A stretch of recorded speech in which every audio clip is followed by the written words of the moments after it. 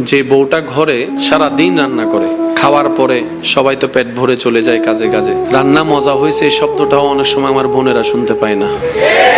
কিন্তু রান্নায় যদি একটু লবণ কম হয় পুরা ঘর তুলে ফেলে। আর যদি খাবারে চুল পাইছে, কারা করছি আমরা?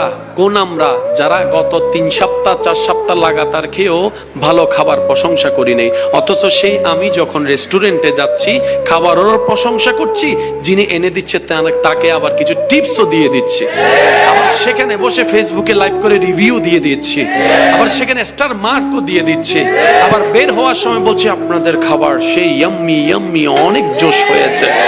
আর যিনি ঘরের মধ্যে দিন রাতের ঘুম হারাম করে সকালবেলা উঠে যিনি রান্না করছেন, ওনার প্রশংসাটা আমাদের মুখ থেকে বের হয় না। আল্লাহ আমাদেরকে একটু বুঝার তৌফিক দান করুক। আমিন।